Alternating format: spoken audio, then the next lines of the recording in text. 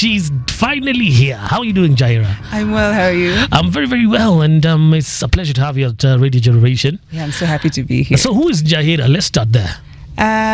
I'm a lawyer. I guess that's after a certain age, you introduce yourself through your profession. Yes. I'm a lawyer. I work in programs. So my background is in international humanitarian law, but that's not what I actually practice. I practice research and writing and work in programs. I also write for The Standard on Tuesdays. Oh, yeah. I don't know if you've seen my column. Of course I have. Where I just beat up all the people that need whipping that week.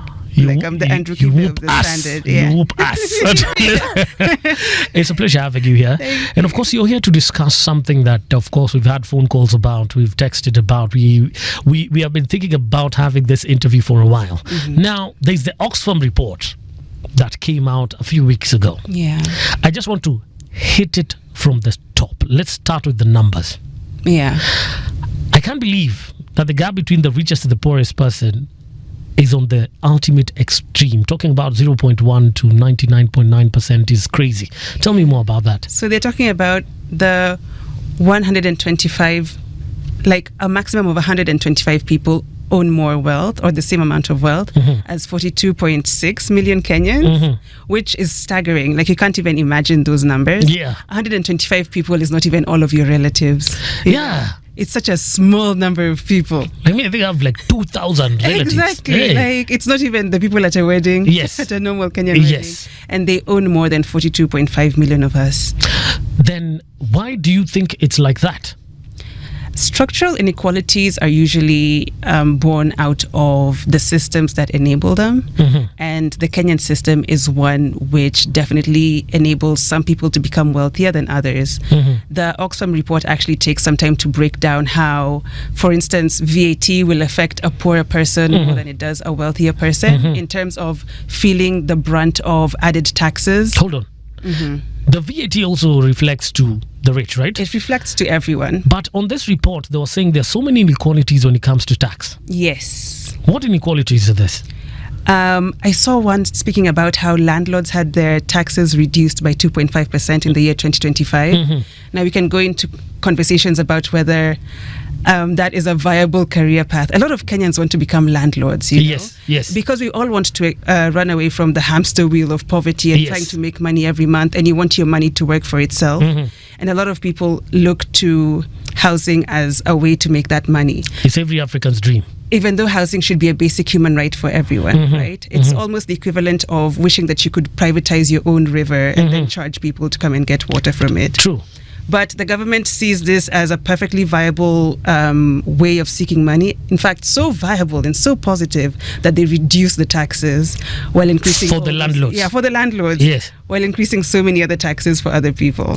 This is crazy because now I've been going through this report the whole day. Now, the extreme inequality that they're talking about in this report, and they're saying it's had an impact on economic growth since 2005. So they're saying there have been more millionaires ever from 2005 to 2025. It has never been like that in Kenya, ever since. Yeah, and it's the same for the rest of the world. I was reading something about billionaires in the US before 1970 and after 1970, and I think before 1970 there were only like 3 billionaires. So who's on this 125 people list? Certainly not you and I. The people who usually make the Times magazine list. The Forbes. The Forbes list. We've seen those names. Those are the people who set up the superhighway, and apparently they're actually still making money from it. From the superhighway. You know? Yes. You have to know how to finagle your way around these deals in order to make it to the 125. Do you actually think that this 125 people made their money legally or illegally? Well, morality is very fluid in this country. What I consider to be illegal is perfectly legal to some other people, you know. Currently, we live in a wash generation where everyone wants to make a quick buck. You just want to be rich. Yes. All these other moral questions be damned. You just want to have some money, to drive a nice car, have a villa and property, and don't ask me questions. So it almost gets to a point in Kenya where, should we even start having conversations about legality and morality? Most people don't really care. No one cares about it. Now, what do you take away from this Oxfam report that is very peculiar, apart from that divide of the poor and the rich? Are there peculiarities that I picked out in particular? Not really. I mean, like I said, these are trends that we notice across the globe, not just in Kenya.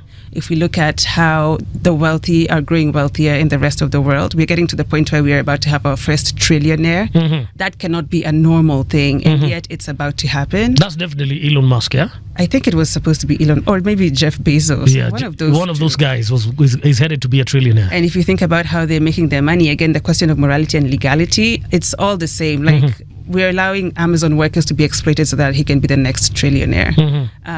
It's a trend the world over. There's nothing special about Kenya in this case, which is unfortunate. Like, all of us are drowning together, the entire planet. True, man. And also in this report, there's something that really shocked me. Now, of course, the 1.1 billion corporate tax dodging is, of course, undermining the Kenyan tax base. Yeah. Touch on that a little bit.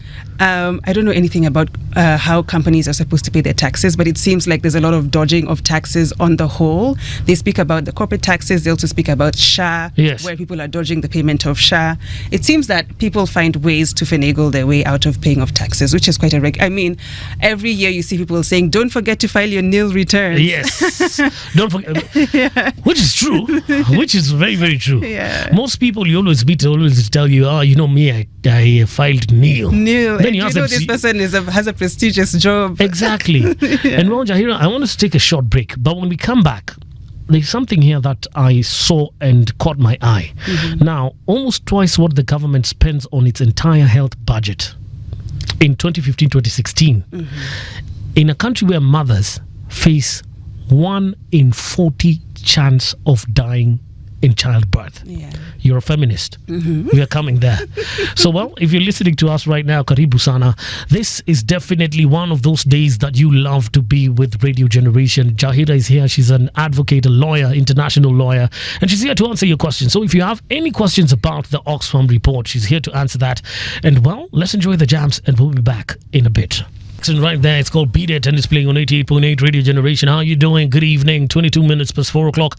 And of course, we have the lady of the hour. Her name is Njahira, international lawyer, and also a feminist. That one, Aduta, also a feminist. Now, before we went on that break, I read for you something that's on the Oxfam report that I told you caught my eye. Yeah. Now, almost twice what the government spends on its entire health budget in 2015-2016, in a country where mothers face a 1 in 40 chance of dying at childbirth. What do you think about that statement? So the statement is speaking to the larger reality that the government spends majority of its money on paying debts, which is ludicrous. We will go into that later. But it's so sad that the two biggest sectors that are suffering the most is, like you've mentioned, healthcare and education. And who's hurt the most in these situations? It's the children. Yes. The future generations. Yes. We are literally destroying the foundations on which they should be beginning their lives. Yes. And as you pointed out, from a feminist point of view, maternal mortality is a huge issue as well.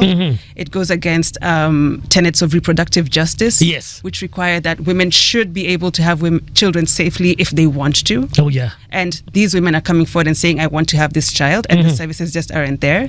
Keep in mind, you've been paying SHA. Usually the people who are paying for the SHA are the ones who are making the least. Oh, yes. You've been paying for your SHA, you've been keeping up with everything, and then you go to the hospital and you're told that's not going to happen for you. Another thing that we found out from the report actually is that a lot of the money from SHA goes into paying for private stays in hospitals. Oh, yeah. It does not go into the public hospitals. True. And that's how you're losing those mothers. You talked about education. Yeah. Now, on the report, it actually says nearly 1 million primary school age children are out of school, the 9th highest number of any country in the world. Apparently, this is something I didn't know. There are counties that have even 4 schools, primary schools, a whole county. I was very, very shocked about this. Yeah. Do you think the report, someone actually said the report was being written from a person outside, viewing Kenya from outside, right, not inside. But it's written by 2 Kenyans. That's the thing. Yeah. That's where I was going with this. Yeah. It was written by 2 Kenyans, but from the UK. Right. Right? Are they based in the UK? I wonder. Oxfam is based in the UK. Yeah, but we have a Kenyan office. We have a Kenyan office. Yeah. Now, this thing really shocked me. And I'm just going to continue reading before I get back to you. Go for it. Now, 6% gender equality is prevalent in Kenya. I know you like this. Now, economic policy is not the creating extreme inequality, but also holding back women's economic empowerment. For example, 96% of Kenyan's rural women population is working on farms. Only 6% of the women hold a title to a land. Yeah. This is true. This is absolutely true and has been true for generations. And usually in feminist spaces, we have conversations about women's labor, how much of it goes unpaid, how much of it goes underpaid, and how many women are locked out from the spaces where they can gain access to paid labor. So a lot of the work that women do actually is either unpaid or underpaid. The report says that majority of, between the two genders, it's women who are more likely to do unpaid work. Yes. When men are presented with unpaid work, they say no thank you. I saw that company in Kericho as well. Remember that one? Oh my goodness, yes. Yes, that was a big one. And we can also go into other things like how women get into industries, sex for fish. Yes. Women at the coast and in Kisumu, if they want to gain access to fish from the fishermen, they have to sleep with them. I actually witnessed that happened at some point in my life. I was working in Kisumu and this lady came and she was saying, I'm hungry, and she was in the restaurant and she was telling this guy, now, just give me that fish in ugali. Then you can pass by later. Oh my gosh. And that thing really scared me because now it means that some functions of government are not actually getting to the ground. Yeah. Right? And if you look at this report right here by Oxfam, 1 million unequal access to opportunities such as healthcare and education, like you said. Yeah. Nearly 1 million primary school aged children are out of school, and their mothers are working on farms and, like you said, stuff like sex for fish. Yeah. How do you think the government can improve that? I mean, it's quite obvious that they should stop allocating all their money towards debt and actually focus it on the sectors that matter for the people on the land in the country. But also, the report says that the government is spending less on education right now than they did in 2003. Very true. Which is ironic considering inflation. They should be spending much, much more. But actually they're cutting back on education so that they can service debts and keep taking on new debts. Now, if you think about the question of debt, I want to start by saying something quite radical, which is there are a number of countries that have successfully continued with their lives, having completely refused to pay their debts to the World Bank and the IMF. They refuse to pay their debt. They say, no, thank you. I'm not interested in paying this debt. Countries like Chile, a lot of South American countries. I know it's mostly in South America that they're quite brazen. So they tell World Bank, Kwanda. Yeah, they're like, tumechoka. And it works out for them. Initially, of course, there's a lot of finger wagging and no, you have to pay. And it's like, no, actually. Are there any repercussions to that? Yes, there's sanctions sometimes. These organizations, the Bretton Woods institutions, can sanction you on some level, but if you completely kick them out of your country and decide to pave your own way, then things will be difficult at first, of course. Yes. I think also Venezuela did this. Things will be difficult at first, but you'll figure it out. So you just tell them, we are not paying the debt. We'll figure ourselves out at some point. But can you see Kenya doing that? Never. Never. Let's just be honest about this thing. It will never happen. In fact, now all our money is going towards paying debt. 68%. 68% of the budget is going towards paying. That's a lot. That's too much. So that's why now the healthcare, the education system, they're all failing. Now, I recently heard someone saying that the program that is being introduced to the schools right now is actually substandard. Is that true? Do you think that's true? What, the CBC? Yes. I've heard that. I wish I had children to test this theory on, see if they actually totally fail in life, but I don't. So, I mean, I grew up in 844. I don't know anything about CBC. Yes. I just hear a lot of parents Let me give you a glimpse of what happened to me. This is last year. Yeah. So my daughter comes home, tells me, listen, I want you to help me build a scarecrow. Okay, so dad is being the coolest dad. Go outside, get some grass, get some cloth, get Nini, build the scarecrow. Then being a man, I left the scarecrow in my sitting room. And I left the house. Right. So the lights were off. Yeah. So of course I'm one of those guys who loves his Fridays. So I come back to the house, I turn on the lights. And you got scared. Exactly. But the scarecrow is supposed to be outside. That was your fault. That was my fault. That's not the fault of CBC. What I'm trying to tell you is CBC, yes, as much as it's making us mingling with our kids, and they claim that it's giving them skills. Right. Do you believe the government actually invested in the right part of education that they should have, the right quality education that they should have? 844 is actually a beautiful education system. Yeah, we went through it. Look at us. Yeah, look at us. Look at us. Yeah? Who would have thought? Do you think that the government would spend less or the budget that they had on education if it was still 844? I think they still would have, because what they're trying to scrap is free primary education. They're giving less and less and less to schools for free primary education, to the point where it's about to be I think it's almost completely obsolete now. So it's not about the system in place.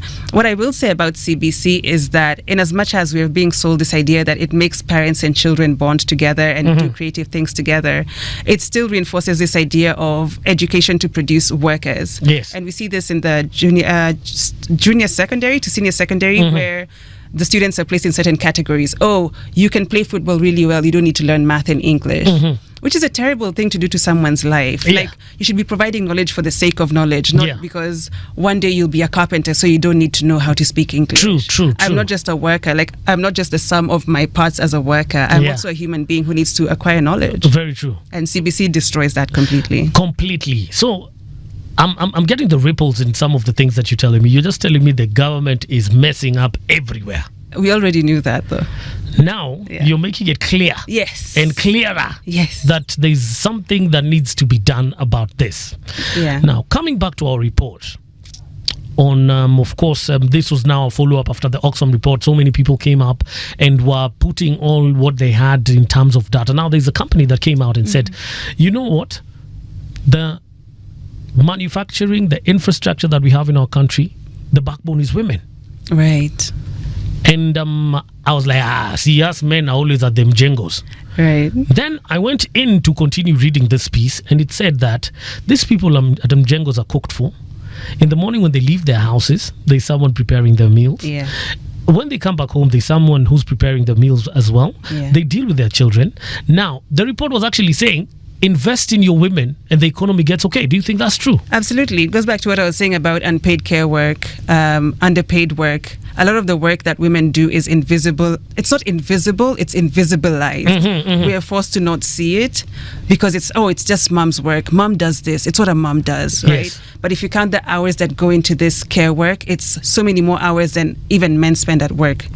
So if you invest in paying for this work that is often unpaid, then of course you put more money in the pockets of the citizens. Yes. Then they can spend more and the economy grows that way. Yes. Yeah, increasing spending power. Yes. And Njahira, this is amazing. I think I should have you every day. Now, there's something here. While a minority of the super rich Kenyans are going through bad healthcare, then you die. Right. You go to the morgue and you're piled up, how many people? Then your family has to go through the hustle of fighting for the money that person left. Yeah. Apparently, so many unclaimed assets go back to government even without the public being given a go-ahead. Yeah.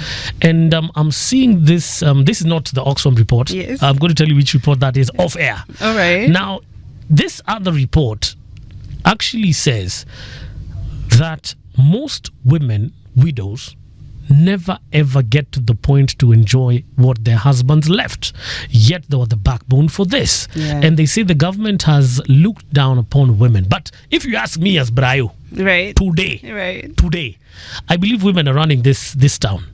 Believe it or not. In Nairobi, maybe. Women are maybe running Nairobi, but you have 46 other counties where women are probably struggling to make ends meet.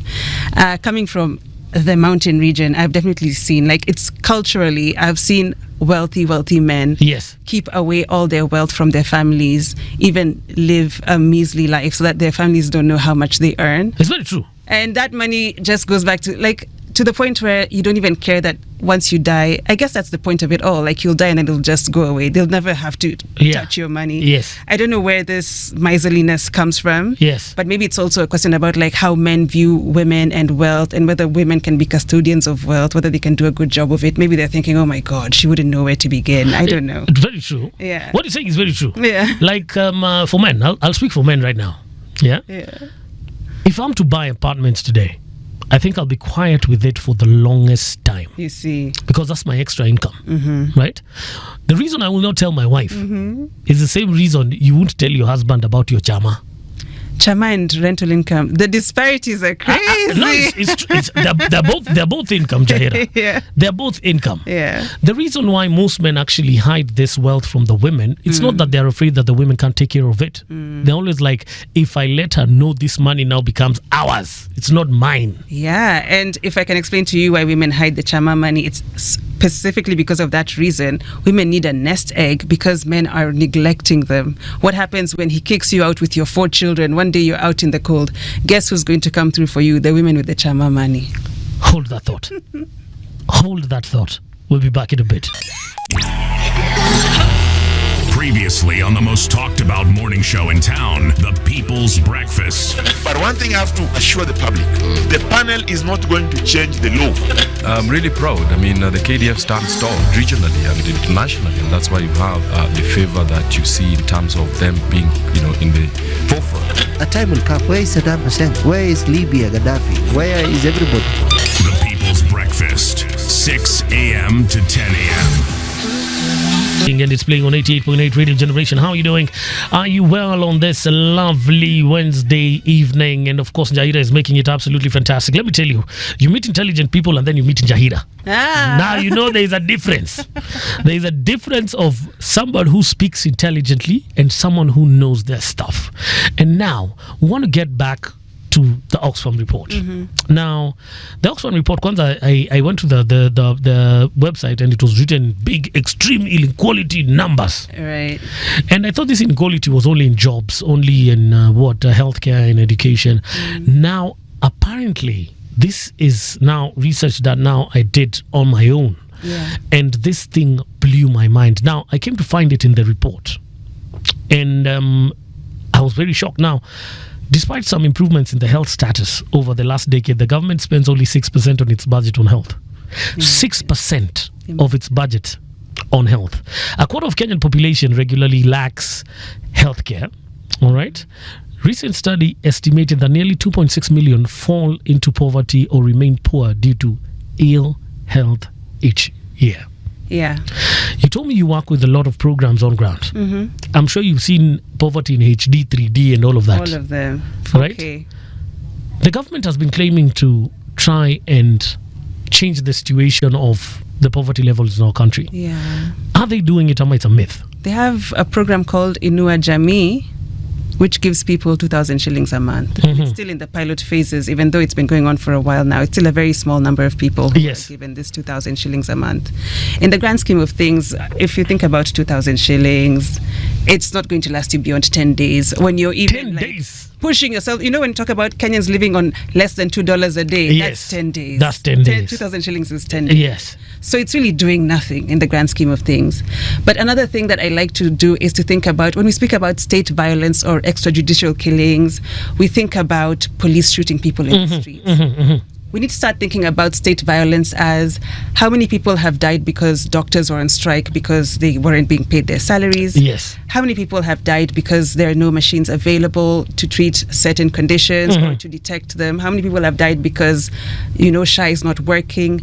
How many people have died because of hunger, starvation, malnutrition, and so on? This is all state violence. When you count the numbers of how many people the government has killed, it's not just those who died through the barrel of a gun. It's so many more than that. It's quite crazy, man. And do you think the generation that we are all looking forward to change this thing is going to change it for us?